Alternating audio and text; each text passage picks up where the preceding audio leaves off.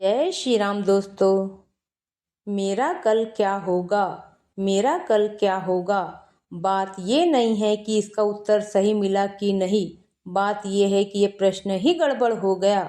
मेरा कल क्या होगा, ये प्रश्न ही गड़बड़ हो गया। ये प्रश्न दिमाग में आ रहा है माने कहीं आज इधर उधर चोरी करके बैठे हो और मेरे पास कोई जवाब नहीं है। आप पूछे कि हाँ बताओ, मैं आज इतना नहीं कर रही हूँ। अब 75 की उम्र में अगर मुझे काम करना पड़ा तो मेरा क्या होगा। और कोई आकर बोले कि आज मैं दिन रात खट रहा हूँ और इसकी वजह से मेरा बुढ़ापा बहुत सुखद होगा। ये दोनों ही बातों का कोई जवाब नहीं है मेरे पास। हाँ, क्योंकि ये दोनों ही बातें बहुत गलत जगह से आ रही है। जो बोल रहा है मैं आज इसलिए काम कर रहा हूँ कि बुढ़ापा मेरा सुख भरा होगा, वो भी आज वाले काम में डूबा हुआ नहीं है। वो भी सकाम मेहनत कर रहा है। वो कह रहा है आज इसलिए काम कर रहा हूँ कि कल कुछ मज़ा आ जाएगा, तो आज कोई घटिया काम भी करना है तो कर लूँगा, उससे पैसे मिल रहे हैं, कल काम आएंगे पैसे।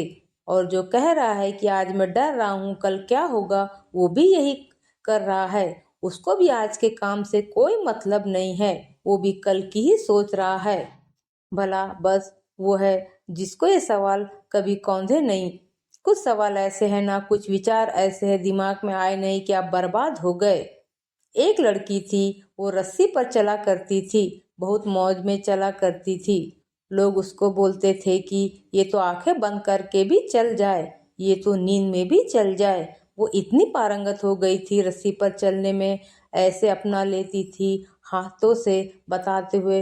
वो इतनी पारंगत हो गई थी कि उसने अपनी जो डंडों की ऊंचाई थी कि जिस ऊंचाई पर रस्सी पर वो चलती थी उसने खूब बढ़ा दी थी। आम आदमी जितना ऊंचा होता है उससे वो 4 गुनी ऊंचाई पर चल रही है।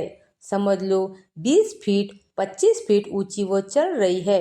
इतना ऊंचा तो कोई चलता भी नहीं है। रोप वाकर रस्सी पर चलने वाला मस्ती में चला करे तो कई लोगों को उससे बड़ी ईर्ष्या हो गई। लड़कियों को ही पता नहीं क्यों पर उनमें थोड़ी ज़्यादा देखी जाती है। बड़ी ईर्ष्या हो गई, बोल रही है इसको तो बड़ी शाबाशी मिलती है और सबका ध्यान खींच लेती है अपनी ओर। बिल्कुल एकदम हीरोइन बनी जा रही है। वहाँ एकदम आकाश में टंक कर चलती है और ऐसे मस्त दनादन ऐसे मटकते हुए चलती है। तो लड़कियों ने कहा हम मन जानते हैं, हमसे ज़्यादा मन कोई नहीं जानता। अगली बार जब वो वहाँ चल रही थी तो एक लड़की इधर से और एक लड़की उधर से, उसको पता है क्या बोलती है, 25 फीट। एक बोलती है 25 फीट इधर से, एक बोलती है 25 फीट उधर से।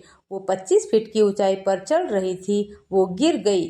इन्होंने उसके मन में भविष्य डाल दिया, इन्होंने वही कर दिया जो अभी आप कर रही है कि कल मेरा क्या होगा, अगर मैं गिरी तो मेरा क्या होगा, बताओ मुझे बचाने वाला कौन है। वो गिर गई, वरना वो हंसते खेलते आंखें बंद करके पार कर जाती थी, मौज करती थी। ये सवाल दिमाग में आया नहीं कि वो गिर गई। समझ में आ रही है बात। ये चमत्कारों की भाषा में इसको ऐसे कहा जाता है कि एक आदमी था, वो किसी बाबा जी के पास गया। बोला बाबा जी क्या सिद्धियाँ होती है। बाबा जी बोले बिल्कुल होती है, क्यों नहीं होती। बोले बाबा जी ये नदी है, क्या मैं इसको चलकर पार कर सकता हूँ। बाबा जी बोले बिल्कुल पार कर सकते हो। बोले बाबा जी करा के दिखाओ। बाबा जी बोले क्यों नहीं बच्चा।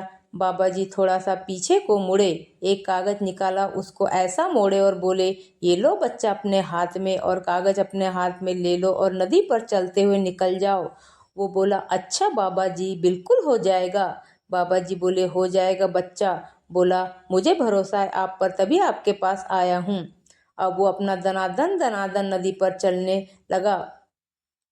हाथ में कागज है, उसको बड़ा मजा आ रहा है, नदी पर चलते हुए निकल ही जाऊंगा, एकदम मौज है। चलता भी जा रहा है। बोले बाबा जी की सिद्धि, बाबा जी बोल देना कैसे ना होगा। बाबा जी ने क्या बोला था उसको, बाबा जी ने उसको बोला था कि इसमें मैं तुम्हें खास मंत्र दे रहा हूँ, खास मंत्र, और ये जो मंत्र है यही तुमको पार करा रहा है। वो अपना मौज में चला जा रहा था, बिल्कुल बीच में पहुंचा तो उसको विचार आ गया।